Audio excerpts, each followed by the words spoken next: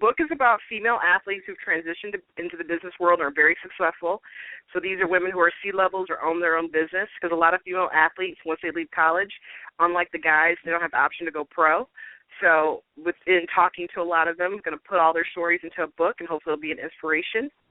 As far as the show, I don't have anything as far as crowdfunding today. I'm looking to put something on my website because with crowdfunding, as you know, they get a percentage, and we'd like it all to the station. So if you are interested in as far as being a sponsor or to even donate, stay tuned, and Ted, I'll give you future information about that. And then as far as my website, you can go to twssports.com. And then I'm on Twitter at TWSS Sports, and the same with Facebook, LinkedIn, and my Instagram is #SheSaidSports. Nicole, I mean, you know what? The special relationship we have is because Empire Fox, the season 1 finale is on, but guess what? Nicole is right here with us, talking with us on the Late Night Parent show, LNP show. We thank you so much, Nicole. You and I are going to definitely be in touch, because the minute you get that information up about the crowdfunding or the Kickstarter, we're going to put up a post on our Late Night Parent website also about it, because I feel very strongly about that. That'd be awesome. You hear me now. You hear me now on the air. I am willing to donate to the show. I love what you and BG do. I love everything about you guys, and this is not the first. This is definitely not the last time you're coming on this show, girl, all right? Okay. Thanks, Ted. I really appreciate it. All right. All the best. Thank you. All right. Thank you. Bye-bye. That was Nicole Monique from That's What She Said Sports. Very, very powerful story that she had. I met her during the National Association of Black Journalists. I was about to say National Association of Black Engineers.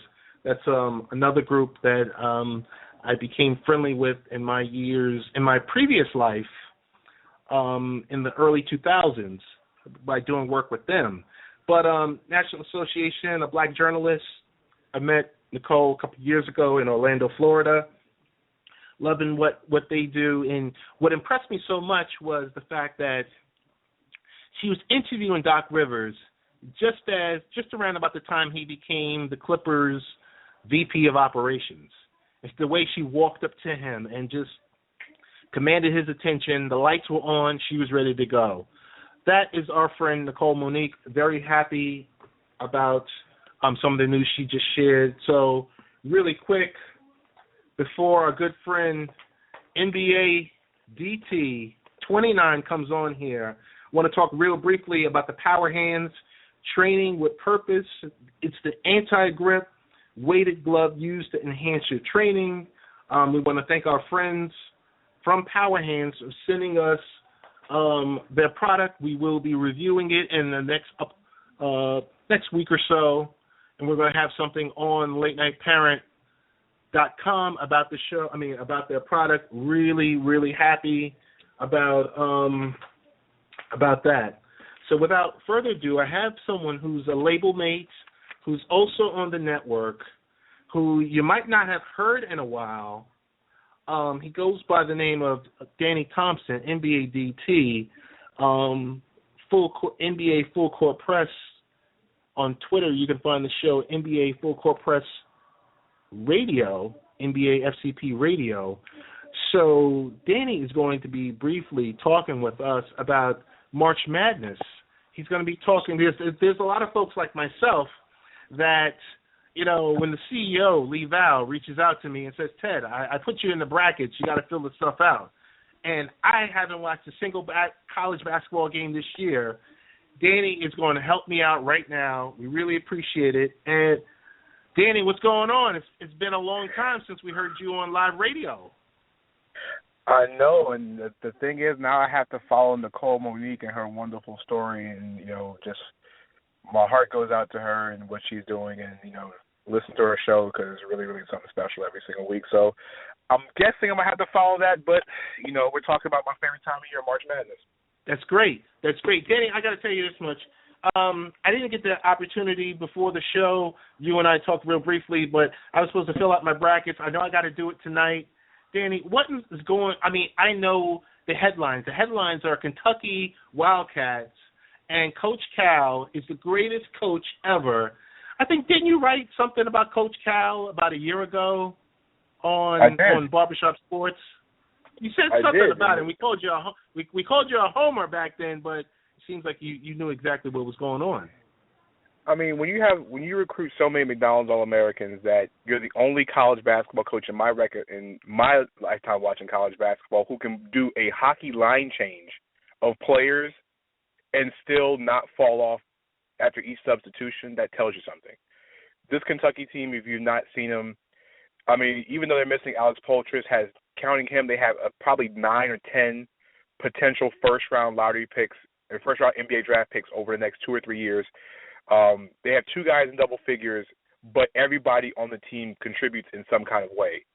And you're talking about a team that's 34-0 with probably the easiest draw to the national championship, and they've got the best chance of being the first undefeated team since Indiana, I think, in '76 to go perfect. Danny, I want to step to the side for a moment. I want to talk with you real quickly. St. John's, Steve Lavin, what happened? I was riding to Levittown the other day, and I heard something about some player, I guess he's a key player on St. John's, he claims he was addicted to marijuana, and he's going to be suspended for 2 games if they even advance to the I guess, not the Final Four, Sweet 16. Yeah. What's going on? I can't think of what's going on with that? I can't think of his name offhand. Just drew a complete blank. But, yeah, he's one of the key members of St. John's team, and the thing is he's now going to be out. And I actually had St. John's win this game until I found this information out. You can't lose players like this at this time of year, especially in March, because anything can happen. It's a one-and-done situation, and that just pretty much allowed Duke to even get even closer to the Final Four, because St. John's would have been an interesting second-round match if they played earlier in the season. And, St. John's a different contrast to Duke, and they can get up and down, but without, I can't remember his name, without his presence, I don't think St. John's even gets out of the first round now. Yeah, I know, and I know I just sprung that on you. It was just so funny because the debate was so hot and heavy, and I was like, who in the world are they talking about? And just when I heard the story and the fury from the fans up here in the Brooklyn and Queens area talking about this, but just the level of selfishness. So tell me this much: let's just say I'm lucky enough. Who are your picks for the Elite Eight? Well, if you're looking at the way the brackets are shaped, I've got Kentucky and Notre Dame in the regional final in their region, in the region, only because the thing with Kansas being a number 2 seed in that bracket is that they're missing Cliff Alexander, who's under NCAA investigation due to some kind of academic problem with his recruitment, and that leaves Kansas without their best interior player, best interior defender, and one of their best rebounders. Now, Kansas has guys in the wing, Wayne Simeon, Kelly Oubre, 2 guys that are definitely going to be taken high in the NBA draft this year.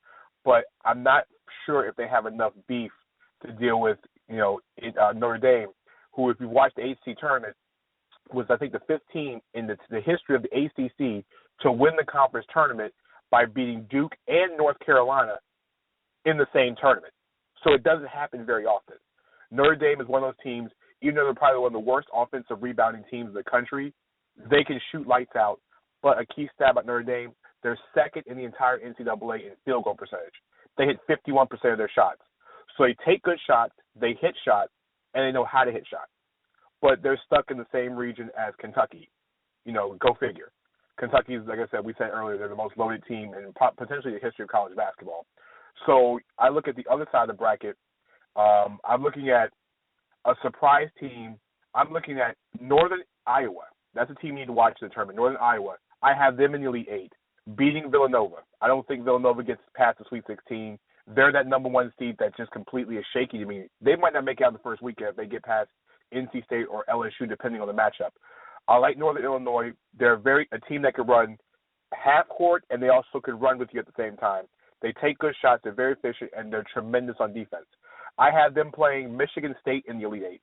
I have Michigan State beating Virginia because Tom Izzo is the one coach in March that you don't want to see in March, only because of the fact of Tom Izzo knows how to coach. His kids, they stay in school for 3 to 4 years. They stay long term. They're physical. They're mean. They're nasty. And they don't look good early in the season, but they get together come March. And Virginia has a history of bouncing out early in the tournament, too, as the number 2 seed. So I have Northern Iowa, and Michigan State in the Elite Eight on that side. Where we see Wisconsin, I have Wisconsin taking on Arizona in their regional final. Wisconsin is a team. Frank Kaminsky is probably between him and Jaleel Okafor is National Player of the Year. One of those two guys. They have Sam Decker on the wing. They're very good inside and outside. Solid rebounding team. But Wisconsin can also go missing. They won the Big Ten tournament over the weekend, but they just look kind of suspect because Michigan State should have put them away. And they're going against Arizona, who is probably one of the most athletic teams in the NBA and in NCAA. They have a kid named Stanley Johnson, who is a potential top five NBA pick. Reminds a lot of people of Andre Iguodala. Tremendous athlete, still learning the game of basketball, but he can fly up and down the court. Solid front court play, and they're tournament tested and tournament deep. On the other side, we talked about, the St. John's region where Duke is. Duke's going to have the easy road to the Final Four. I don't think Gonzaga in their region even gets out of that. I wouldn't be surprised if Davidson puts them out this weekend. This might be the most talented Davidson team that you've seen since the Steph Curry days a couple years ago. And funny thing about Davidson is that when the brackets were announced, Iowa tweeted out to Davidson and asked the NCAA does Steph Curry still have any type of eligibility left before the tournament starts. So you have that storyline, but I see Duke, and then I have a surprise team. Watch out for Providence out of the Big East. If one Big East team can do it, it could be Providence because the bracket breaks down to them completely. So I'm looking at Duke and Providence. And then you look at the Final Four. I have Kentucky, I have Arizona, I have Duke, I have Michigan State in the Final Four with Kentucky and Duke, with Kentucky cutting down the nets in a couple of weeks down in Indianapolis. Danny, we're going to switch real briefly from the Final Four, from March Madness. We want to thank you for that. But I got to ask you a couple of questions now. You are on the Happy Hour Network. We haven't heard you on the Happy Hour Network. Where the heck have you been, brother? We've been missing you on Thursday nights. Well, for me, I'm having some health issues right now that I'm getting myself back in order. A lot of personal things I've had to take care of, and I miss being on the radio. But to me, my family and my health come first. So it's getting all that back together. But don't worry, everybody, the Happy Hour.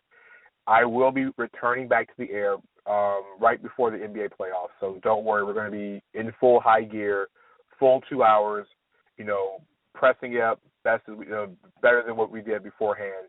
And I'm excited to come back, but I think once I get some more testing done and get my health back in order, it's going to be a lot better. I won't be as, physically drained as I was before I left for a few weeks. Understood. Health comes first with everything. Well, we always say, but family first, and of course we said that in the barbershop days, family first, but your family and health, and then comes everything else. I mean, of course, meaning with God being the first thing, and the head in your life. But with that, I will say this much. I know you and I have been talking on the side. Yes, folks, I talk with a lot of people during the week, before and after a show, various segments that we all jump on, whether it's on the Happy Hour Network or on other various networks. You've agreed in principle to jump on a special show that we're going to have on WrestleMania, the day of WrestleMania, I believe, March 28th, with myself Yes, and none other than the fabulous